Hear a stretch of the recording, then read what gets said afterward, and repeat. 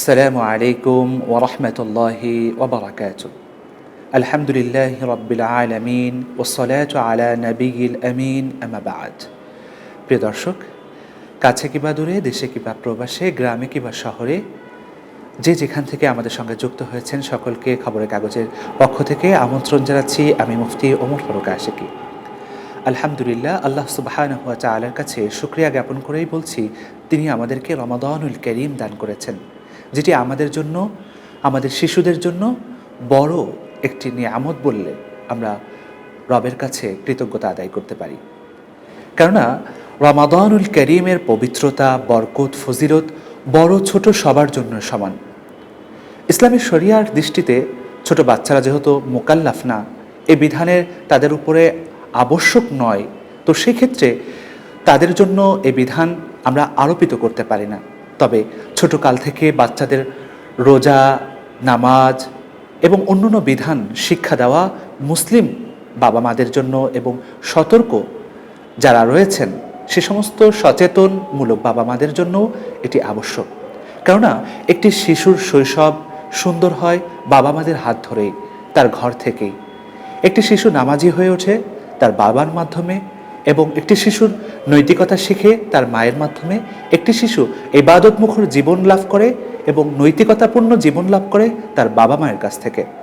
তাই শিশু যদি ছোটকাল থেকে ইবাদতমুখর একটি জীবন পায়, তাহলে সে কখনোই বড় হয়ে ইবাদতে অনীহা প্রকাশ করে না। তাই প্রিয় বাবা মাদেরকে বলছি, এই রমাদান যেন হয় আপনার শিশুর জন্য প্রথম পাঠশালা। কেননা নবী করিম সাল্লাল্লাহু আলাইহি ওয়াসাল্লাম আমাদেরকে জানিয়েছেন আমাদের শিশুদের ব্যাপারে কখন কি পদক্ষেপ নিতে হবে। তার মধ্য থেকে ইবাদতের ব্যাপারে নবী করিম সাল্লাল্লাহু আলাইহি ওয়াসাল্লাম বলেছেন তার হাদিসে মুবারাকার মধ্যে, মুরু আওলাদাকুম বিসসালাত ওয়া হুম আবনাআ সাবঈ সিনিন।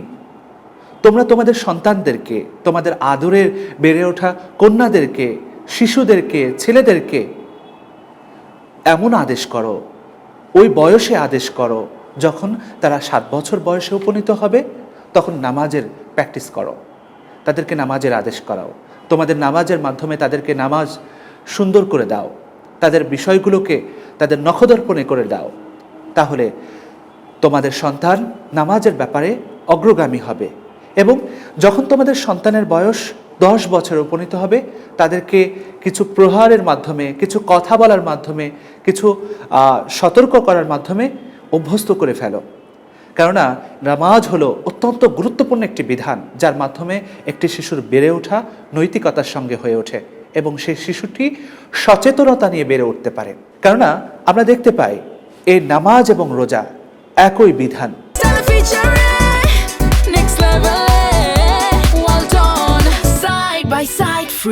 যখন নামাজ তার উপরে ফরজ হচ্ছে, রোজাও তার সাথে ফরজ হচ্ছে।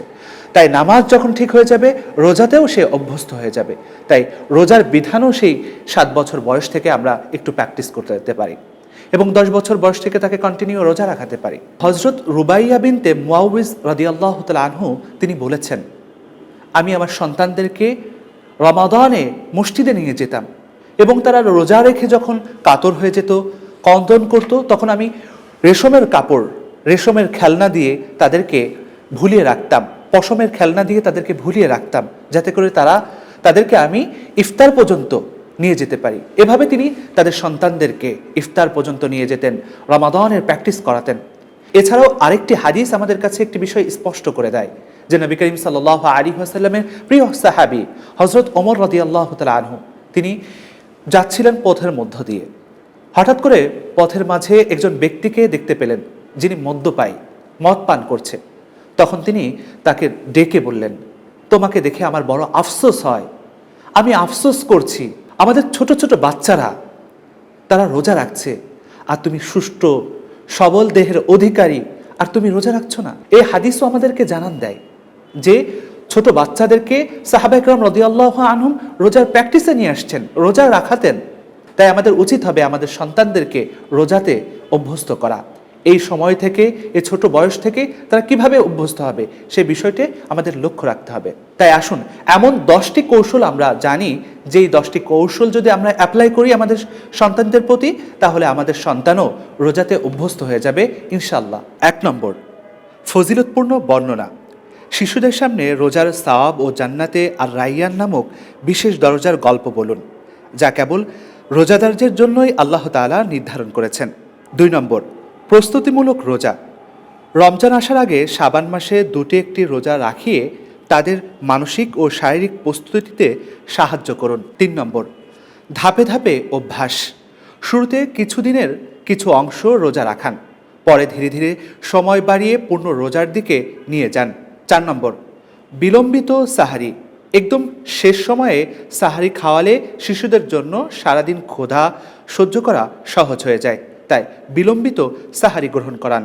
5 নম্বর, পুরস্কার ও স্বীকৃতি।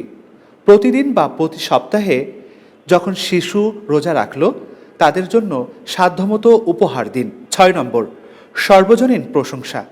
ইফতার ও সাহারির সময় পরিবারের সবার সামনে শিশুর প্রশংসা করুন, এতে তারা মানসিক প্রশান্তি ও উৎসাহ বাড়বে।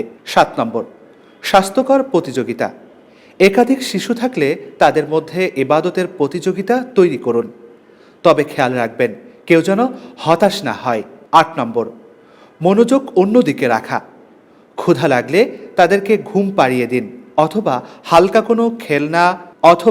হালকা কোনো খেলা বা শিক্ষামূলক কার্টুন অনুষ্ঠান দেখতে দিন, যেন পরিশ্রম কম হয়। 9 নম্বর, মসজিদের সান্নিধ্য। বিশেষ করে আসরের পর বাবাকে সঙ্গে নিয়ে মসজিদে যাওয়ান এবং কোরআন তেলাওয়াত ও জিকিরের সময় কাটানো শিশুদের ইবাদতমুখী করে। এজন্য বাবাদের সঙ্গে সময় পার করার জন্য মসজিদে পাঠান। 10 নম্বর, উৎসাহমূলক পরিবেশ। যেসব পরিবারে শিশুরা রোজা রাখে তাদের সঙ্গে ভাব বিনিময় বা বেড়াতে যাওয়ার অভ্যস্ততা করুন। ইফতারের শিশুদের জন্য পছন্দনীয় খাবার ও প্রয়োজনীয় ব্যবস্থা রাখুন। প্রিয় ভাই ও বোনেরা, এই 10টি বিষয় যদি আমরা লক্ষ্য রাখি তাহলে আমাদের সন্তানেরা রোজাতে অভ্যস্ত হয়ে যাবে ইনশাল্লাহ।